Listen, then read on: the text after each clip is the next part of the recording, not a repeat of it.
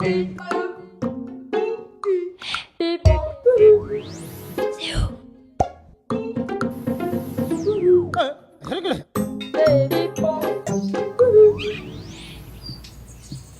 dans la fraîcheur des Hauts de Saint-Denis que se niche le village du Brûlé. Une dizaine de kilomètres à grimper à pied ou en voiture pour découvrir le calme et la verdure. Ici, il plane une odeur de feu de bois. Est-ce pour cela que cela s'appelle le Brûlé?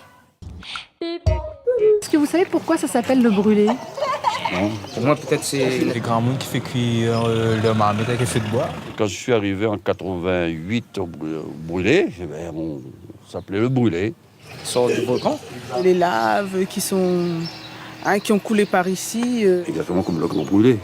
Avant qu'on faisait du charbon. Donc, de mon chez les bateaux à bon la boucane et c'était pour ça, manade le nom le Brûlé.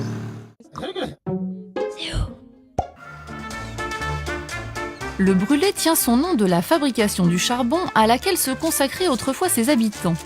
Ils approvisionnaient ainsi les premières usines à vapeur de la capitale, puis le chemin de fer, gros consommateur. Les premières concessions datent de 1706. Mais à l'époque, on accédait à cet écart de Saint-Denis par un pentu chemin de terre, à pied ou sur des chaises à porteurs. Il aura fallu attendre le milieu du XIXe siècle pour que débute la construction de la route, financée par le riche monsieur Gauthier de Ronthonnay. La paroisse du Brûlé, avec près de 400 habitants, était alors le potager de la ville, situé 12 km en contrebas. En 1854, le gouverneur Hubert de Lille dota le village d'un hôpital de convalescence pour les soldats et les marins de retour de campagne. Il y fit également installer une canalisation d'eau potable.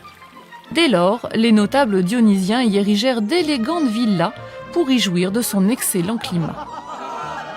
En 1880, il faillit même y avoir un téléphérique, mais le projet ne vit jamais le jour. Les mousses ont verdi la terre des sentiers, parsemés de vieux nids, de plumes, de feuilles, où les troupes d'oiseaux volent des églantiers, ruisselants et courbés vers les drues chèvrefeuilles. Ces quelques vers que le village du Brûlé inspira à Léon Ozou dans les années 1930 restent d'actualité. Hey.